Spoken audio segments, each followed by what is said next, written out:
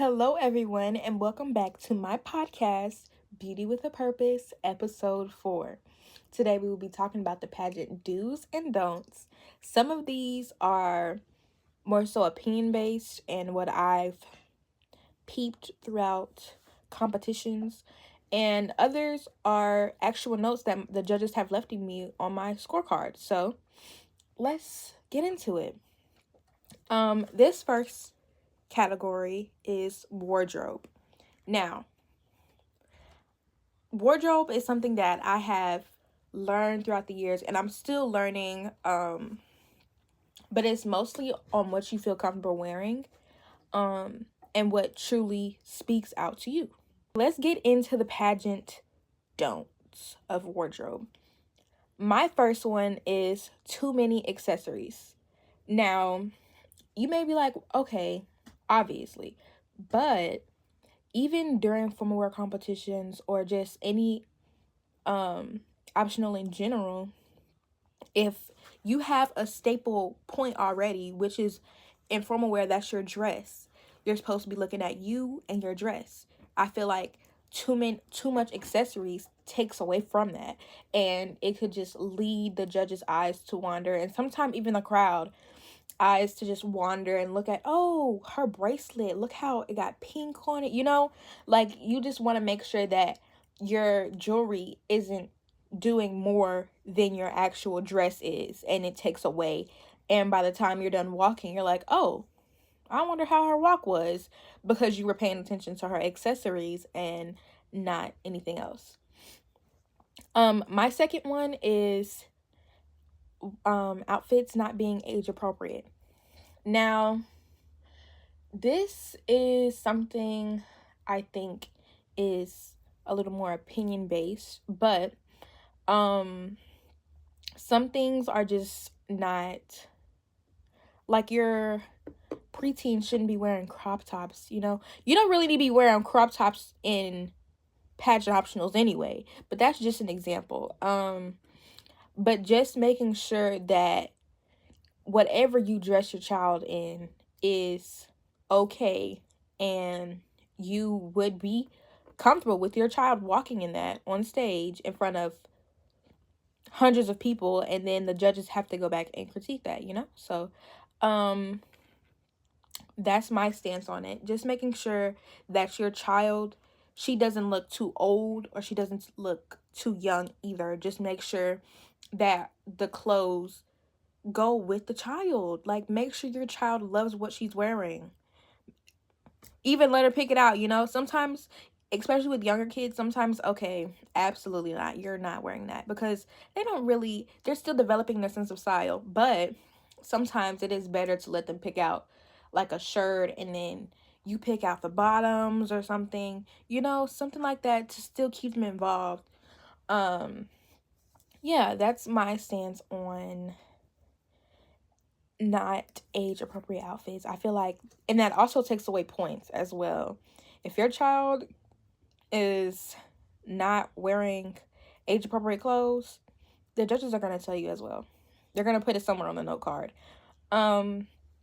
Next one, too much makeup, or wearing a lot of makeup at an early age. I just started wearing makeup for pageants, and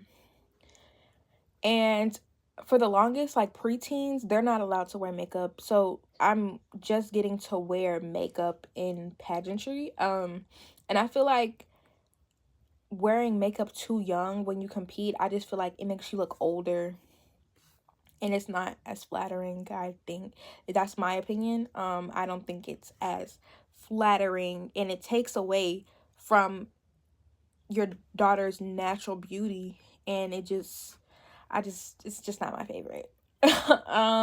Next, alterations.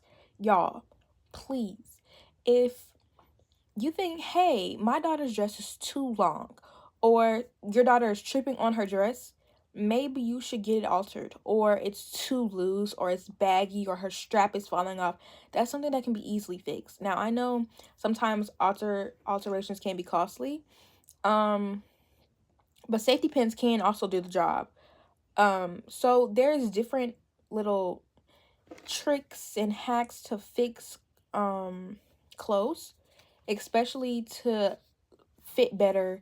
And if you can't walk in your dress, or if you didn't get your clothes altered and they need to be altered, it affects your walk, it affects your psyche, it affects everything. Especially if you end up tripping on stage. No. So it's just better to try to get your outfits altered if they need to be. And if you know your dress needs to be altered, especially for formal wear, go ahead and get it altered. It's just better that way. You'll be shocked of how much confidence you gain after your dress gets altered and you walk and you're like, hey, I did much better, because you're not thinking about your walk as much because you can walk freely. Whereas in a dress that you're tripping over and you have to kick when you walk, you're too focused on the way you're walking and it hinders you from doing your best. Those are some of my main wardrobe don'ts. But let's get on to the do's, I would say. Okay, the first one is to be on theme. When I say be on theme, be original. Like, go outside of the box. Don't just be in the box. Just because the theme is pink doesn't mean you dressing all pink. Mix and match.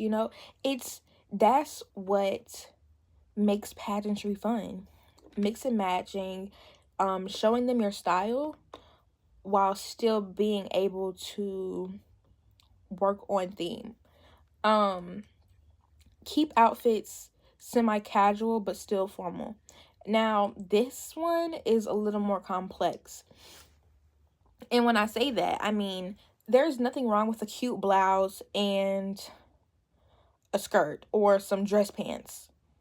Nothing wrong with it at all, because it's still formal and you can still feel comfortable. Because I know some girls, they don't like to wear dresses all the time.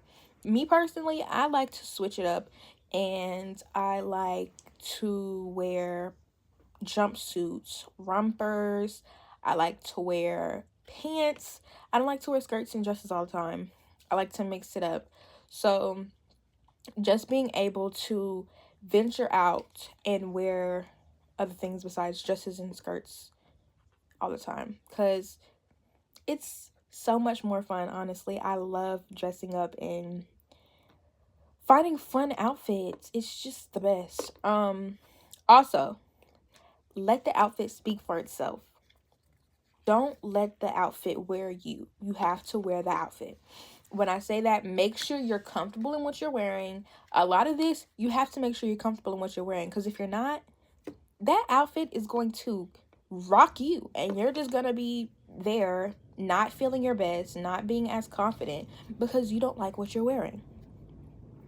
So always be comfortable in what you're wearing, and don't add too much. If you already have on a very patterned set, like a two-piece set, you don't need to wear tons of jewelry and have just have a lot going on everywhere else. Your accessories don't need to be a lot. You can honestly keep accessories at a minimum.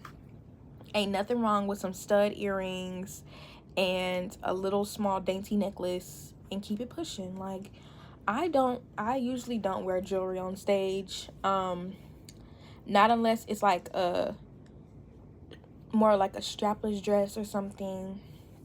But I really don't wear jewelry on stage. So yes, keep jewelry to a minimal. And don't let the outfit rock you. You have to be confident in what you're wearing. The key to pageantry is confidence. And I know sometimes it's hard to be confident, but you have to learn what works for you and what you're comfortable with, rather than just being uncomfortable and fitting into the standards that are already set by society. Now, the next part is about competing. These are some of my don'ts. And these are, y'all, let me tell you, some of these don'ts are some that I wish I would have took into consideration when I was just starting out in pageantry, because I was like a Barbie doll, stiff as a board, stiff as a board. My hands were stiff. I don't know, it was just a mess. But I used to do dance, so I had like ballerina hands. So you know how ballerina hands are, and like they're like really stiff. I thought that's how you have to be during pageants too. So my fingers would always be like that, and I got points taken off for being stiff. So that's my first one. Do not be stiff. Relax. Relax. You have to relax in order to do your best. Get out of your head, relax, and just be present. Walk the stage and have fun while you're doing it. Next one. I see this, I don't see it as much, but sometimes you can tell. Don't make up things in your resume to make it sound better, especially if the judges end up asking you about what's on your resume and you don't know what's on your resume because you lied.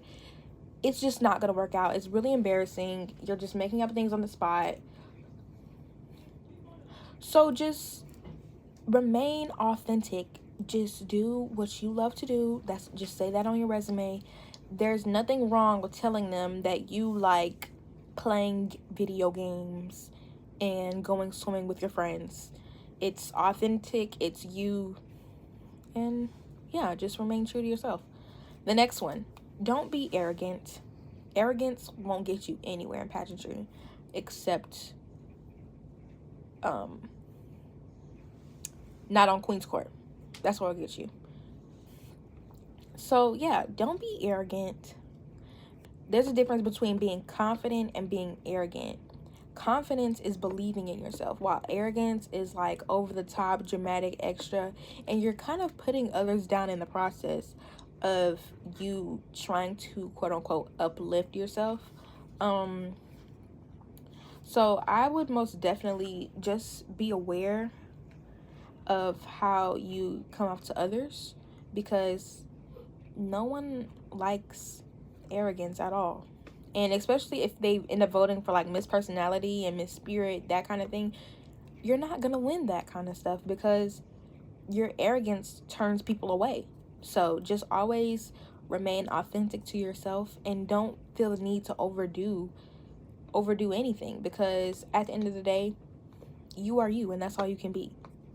So moving on to the do's, because I don't really have a lot of don'ts, honestly. Okay, so the first do in competing is to just be present. And I know I've like said this at least 20 times. But being present is so important, because it shows, not only does it show in your walk, but it shows on your face. And overall, I think you perform better if you just take a deep breath before you perform and you go on stage. And when you're present, you just perform better. Your words come out smoothly if you're doing introduction. Your walk comes out better. Everything is just better when you're present and in the moment. Remember to smile. Always, always, always remember to smile. Now, this next one goes right along with being present. You have to relax. I know I've said that at least 20 times too, but you also have to relax, because when you're stiff, especially if you're stiff on stage and you catch yourself, just drop your shoulders, just be calm and be in the moment, and just relax your bones. Relax and just walk. Relax your fingers, relax everything, because no one likes a Barbie doll on the stage. It's cringy, it's not cute, and you don't get extra points because you're not moving. You look like a Barbie doll. Stiffness, thumbs down. 2, 3, 4 thumbs down, and the judges take off for it as well. So always remember just to relax. And another thing that helps you, record yourself. Record your walks, record your introduction, record all of it, so you get to see your mannerisms and your posture and your stiffness, whatever you need to see, whatever you're targeting, after you record yourself, it's better when you watch it back so you know what to target next time when you practice. Speaking of practicing, always practice your introduction, your interview questions, all of it. Don't memorize your introduction. Not introduction. Don't memorize your interview answers, because then it sounds scripted and it doesn't give original, you know? But do memorize your introduction. Practice it over and over and over and over and over again, day in and day out. Everywhere. Practice your introduction, say it out loud, record yourself talking, do any and everything to make sure your introduction sounds smooth, you're not missing anything, and if you want to add something, you can add, but just make sure to practice and memorize your introduction. But yeah, those are my pageant tips and pageant do's and don'ts. Thank you so much for listening to today's episode of Beauty with a Purpose, pageant do's and don'ts. Make sure to like, comment, and subscribe, and let me know what else y'all want to see. I love you guys so much, and thank you for staying till the end. And I'll catch you guys next week. Bye, everyone.